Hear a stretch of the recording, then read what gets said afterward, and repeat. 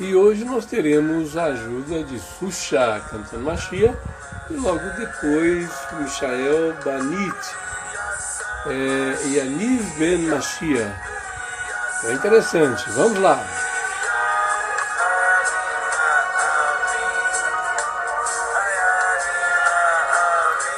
Você está ouvindo o projeto Leitura do livro Guia dos Perplexos. E você é meu convidado e é um prazer ter você comigo nessa tarde. Shalom! Que o Eterno esteja conosco. O Senhor prospera a tua obra.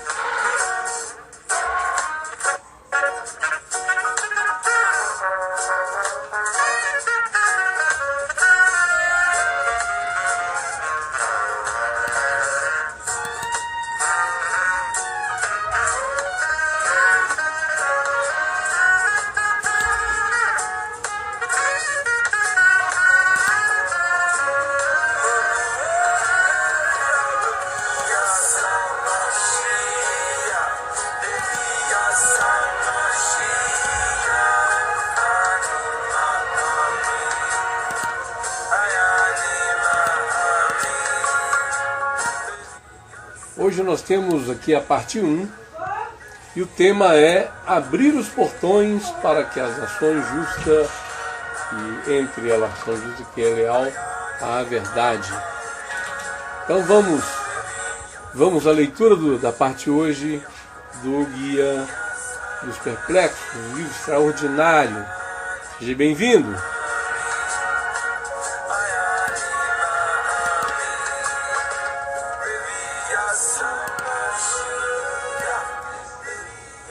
Capítulo 1.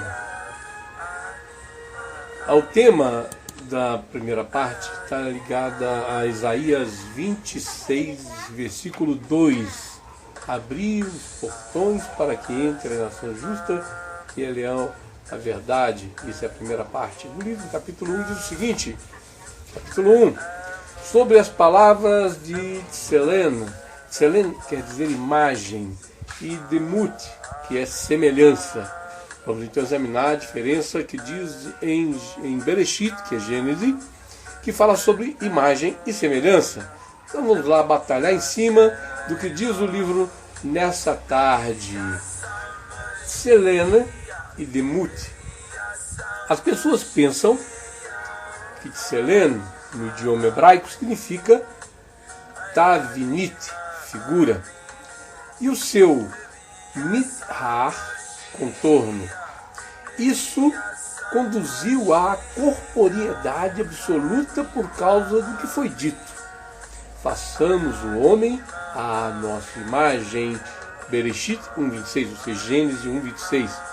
Elas pensavam que Deus possuía a forma humana, ou seja, sua figura, Tavinit, e contorno, Mithar. E disso seguiu necessariamente a corporeidade absoluta. E as pessoas passaram a acreditar nisso. Elas pensavam que se abandonassem essa crença, contrariariam as Escrituras e até mesmo negariam a existência de Deus, se ele não tivesse um corpo dotado de face e mão como as suas, com figura e contorno, porém maior e com mais esplendor, como afirmavam. Mas acreditavam que a matéria dele não era de sangue e carne, e isso foi o de mais sublime puderam conceber a respeito de Deus.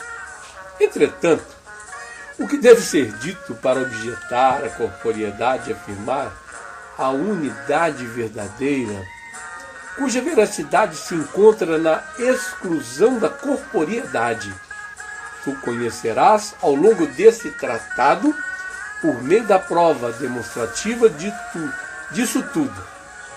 Nesse capítulo, pretendo somente esclarecer o significado de Tselem, imagem, e Demut, semelhança ou aparência. Direi então o que é chamado de forma entre o povo simples, referindo-se à figura tavnit, de algo, e seu contorno, mitar, cujo termo específico para isso no idioma hebraico é toar, como em José era formoso de figura, toar, e de aparência. Está em Gênesis, ou seja, Bereshit 39:6. Como é a figura? Está em 1 Samuel 28:14, essa pergunta. Como a figura dos olhos do rei, toar. Juízes 8:18.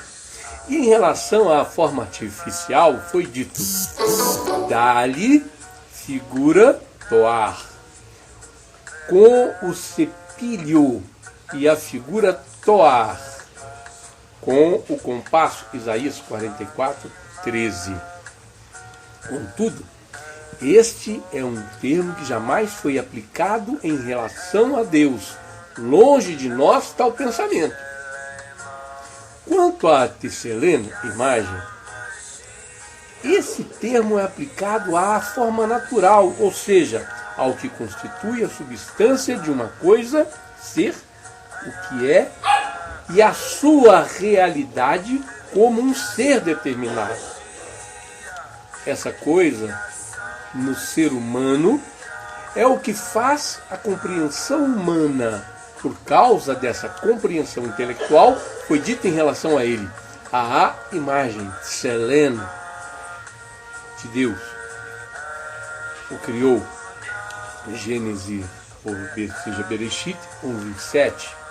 E foi dito: desprezarás suas imagens. Salmos 63:20. E esse desprezo é relativo à alma, que é a forma da espécie humana, e não às figuras dos membros e seus contornos. Assim também eu digo que a razão de todos os ídolos serem chamados Tisselamim é porque aquilo que pretendiam alcançar através deles era um relacionamento com eles e suas suposições, e não com suas figuras e contornos. Assim, digo sob a expressão imagem, salme, em vossas hemorroidas, 1 Samuel 6:5, pois a intenção era afastar as pragas das hemorroidas e não a figura das hemorroidas. Porém, se tivermos de admitir que o termo salme seja aplicado às imagens das hemorroidas e aos ídolos em relação às figuras e aos contornos, então esse termo será um homônimo ou um termo fibológico referente não somente à forma da espécie, mas também à forma artificial, assim como a figuras analógicas dos corpos físicos e seus contornos. Já com relação a façamos o homem à nossa imagem, Tisseleno, Gênesis 1:6, o termo se refere à forma da espécie, ou seja, à compreensão intelectual e não à figura e ao contorno. Elucidamos a diferença entre Tisseleno, imagem, e Tuar, figura, e explicamos o significado de Tisseleno. Entretanto, Demut é derivado do termo damá, assemelhar, e indica a semelhança de uma ideia abstrata, como em assemelho-me a um pelicano, Keat, no deserto. Pelicano é Keat. Salmos 102:7. Ou seja, não que se assemelhe ao pelicano em relação às suas asas ou plumagens, mas que a sua tristeza se assemelhe à tristeza dele. Assim também, nenhuma árvore no jardim de Deus se assemelhava a ela em sua beleza. Ezequiel 31:8. Pois a semelhança é em relação à ideia da beleza. Outro exemplo, tem veneno à semelhança do veneno da serpente, Salmos 58:5. E assemelha-se ao leão que deseja arrebatar a sua presa, Salmos 17:12.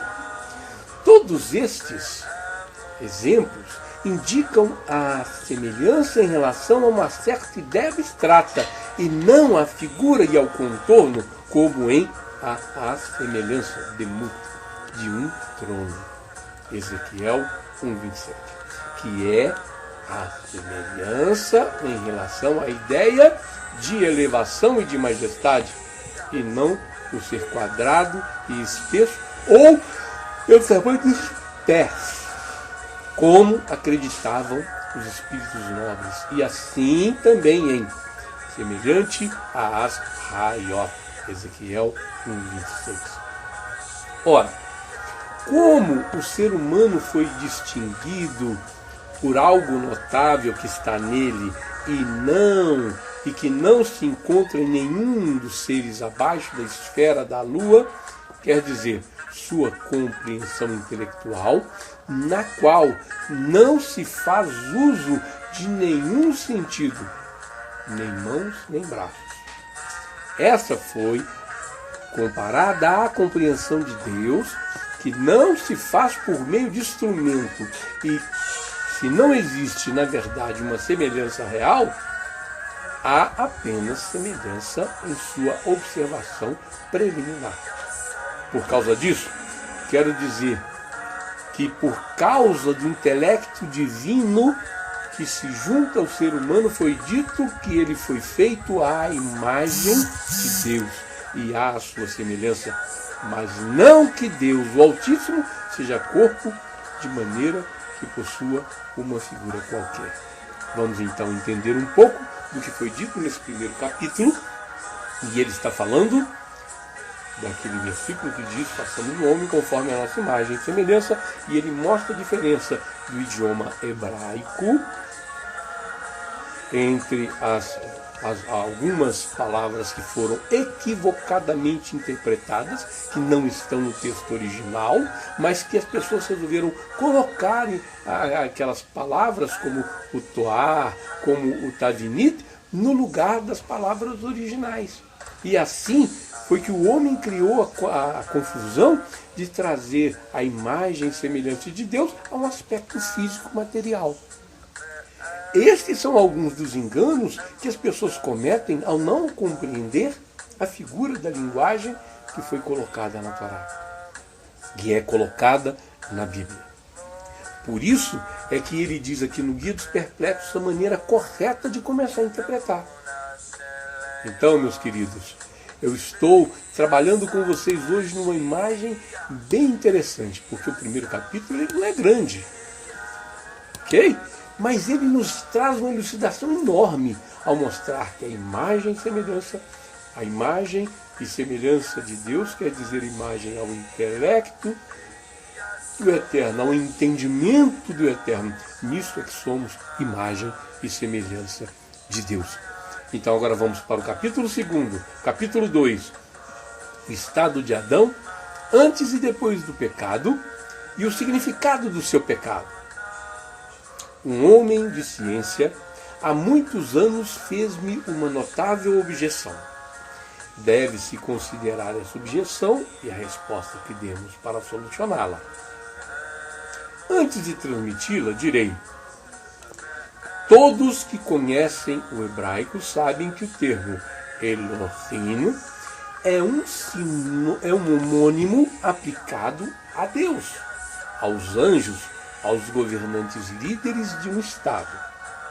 Onkelos, o prosélito, que a paz esteja com ele, esclareceu corretamente que em "E sereis como Elohim", conhecedores do bem e do mal, Gênesis 3:5, a intenção é o último dos três significados citados acima, e sereis como grandes pessoas, Keiravrevina.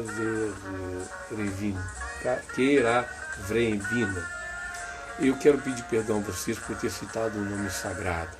Quero pedir perdão também ao Eterno por ter citado o nome sagrado nesse estudo, como está descrito. As próximas vezes que for citar o nome sagrado, eu vou substituir o nome sagrado, me perdoe os autores, eu vou substituir o nome sagrado por Hashem, ok? Para não cometer esse sacrilégio, porque eu estou lendo o livro da forma no original, mas eu vou passar a substituir o nome para não dizer mais o nome sagrado, ok? Após essa observação preliminar sobre a homonimia desse termo, trataremos a objeção. O autor da objeção disse que, conforme o sentido literal do texto bíblico, parece que a primeira intenção da criação do ser humano era que ele fosse como o resto dos animais, sem intelecto, sem reflexão e sem discernir entre o bem e o mal. Porém, ao desobedecer a Deus, ele alcançou a maior perfeição do ser humano, que é possuir discernimento entre o bem e o mal, que possuímos. Esse discernimento é a coisa mais nobre da nossa existência e constitui a nossa substância. Ele se surpreende que a punição à sua rebeldia tem sido a concessão da perfeição que não possuía, ou seja, a inteligência. Isso é como diz que um homem desobedeceu a Deus e cometeu injustiça em excesso. E então sua forma se modificou e ele foi transformado e colocado como um astro dos céus. Esta foi a intenção da objeção e seu significado, apesar de não ter sido apresentada nestes termos. Ouça o conteúdo de nossa resposta. Dissemos: tu, que examinas as coisas com as primeiras ideias que vêm à tua mente e pensas que compreendes o livro, que é o guia dos antigos e dos contemporâneos, dedicando-lhe alguns momentos de intervalo entre a bebida e o sexo, como alguém que for ler um livro de história ou poesia. Examine-os com cuidado e reflitas. Por isso não é como havias pensado numa primeira abordagem, e sim como ficará claro quando conheceres o que vou dizer. O motivo pelo qual Deus emanou sobre o ser humano, que constituía sua perfeição final, é que Adão possuía antes de sua desobediência, e por isso foi dito sobre ele que era a imagem de Deus e a sua semelhança. Foi por isso que se dirigiu a ele pela palavra e ordenou-lhe como e ordenou o Eterno, etc. Gênesis 2,16. Pois não cabe dar ordens aos animais ou a quem não possuía razão. Por meio da razão, ele discerne entre a verdade e a falsidade. E essa faculdade Adão possuía de forma perfeita e completa. No entanto, termos como feio, traduzido em meguné, e belo, e afé, são opções prováveis, meforsamot, e são coisas intangíveis, muscalot, pois não se diz o céu esférico é belo e a terra plana é feia. Disse que uma destas afirmações é verdadeira e a outra falsa. Assim também, em nosso idioma hebraico, ao falarmos sobre verdadeiro e falso, empregamos as palavras emet e seker.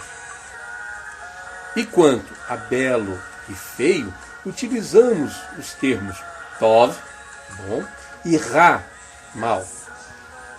Pois é através da razão que o ser humano discerne o que é verdadeiro e o que é falso. Essa é a regra em relação às coisas intangíveis. quanto a Adão, estava em seu estado, quando Adão estava em seu estado mais perfeito e completo, com a perfeição da sua natureza, de suas noções intangíveis, muscalote, pelas quais foi dito: e tu és colocado um pouco abaixo dos seres divinos, Salmo 8,6. Ele não possuía absolutamente a faculdade que se aplica às opções prováveis, às opiniões prováveis. Mefusamot. Ele não compreendia nem mesmo o que há de mais claro entre as opiniões prováveis, como é provável, que é a exposição das partes íntimas. Isso não era reprovável aos seus olhos, e ele não compreendia o que poderia haver de reprovável nisso. E quando desobedeceu a Deus e se inclinou na direção dos desejos imaginários, dos prazeres dos sentidos corporais, como em que aquela árvore era boa para se comer e desejável aos olhos, Gênesis 3,6, ou seja, Bereshit 3,6, ele foi punido com a privação da compreensão intelectual mais perfeita. Assim, ele foi capaz de transgredir o mandamento que lhe fora dado justamente por ele ser dotado de razão. E então obteve a compreensão das opiniões prováveis. Ele ficou imerso na distinção entre o mal e o bom. Naquele momento, ele entendeu o valor do que perdera, daquilo que lhe fora tirado e do estado do qual caíra. E no estado no qual caíra.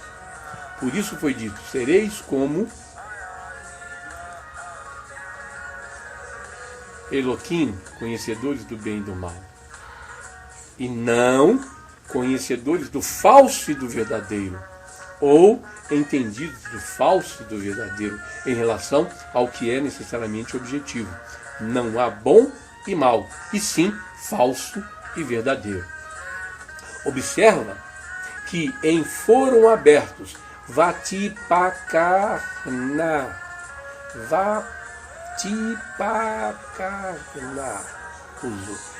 foram abertos os olhos de ambos e souberam que estavam nus. Gênesis 3,7. Não foi dito que foram abertos os olhos de ambos e viram, pois o que via antes era o que via depois. Não havia uma cobertura sobre os olhos que fora retirada, mas sim que eles passaram a outro estado no qual passaram a considerar repreensível o que antes não consideravam.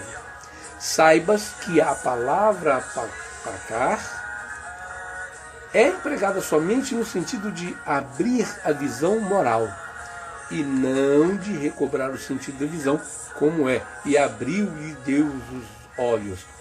Gênesis 21:19. Então os olhos dos cegos serão abertos. Isaías 38:8. Ouvidos abertos, nada ouvem. Isaías 42:20. E semelhante a que tem os olhos para ver e não veem. Ezequiel 12:2. Quanto ao que foi dito a respeito de Adão, mudas o seu rosto e o envias. Jó 14:20. A interpretação e explicação disto é: quando mudou sua direção, foi expulso, pois panim, face, é um termo derivado de paná, voltar-se, dirigir-se, pois o ser humano dirige a sua face para aquilo que deseja seguir. Por isso foi dito: quando mudou a sua direção e se dirigiu àquilo que fora ordenado e não se dirigir, foi expulso do jardim do Éden. Esta punição foi paralela e à sua transgressão, na forma de medida por medida, pois lhe foi permitido comer as coisas agradáveis e se deleitar no descanso da tranquilidade. Todavia, quando desejou avidamente e foi atrás dos seus prazeres, sua imaginação, como dissemos, e comeu o que lhe tinha sido proibido, e foi privado de tudo isso e obrigado a comer o pior dos alimentos, que antes disso não era seu alimento. E assim por meio do trabalho de esforço, como disseram as Escrituras, espinho e abrolho produzirá para tu, com o suor do teu rosto, Gênesis 3:18. E em seguida é dito claramente, o eterno Deus o enviou para fora do jardim para trabalhar a terra, Gênesis 3:23.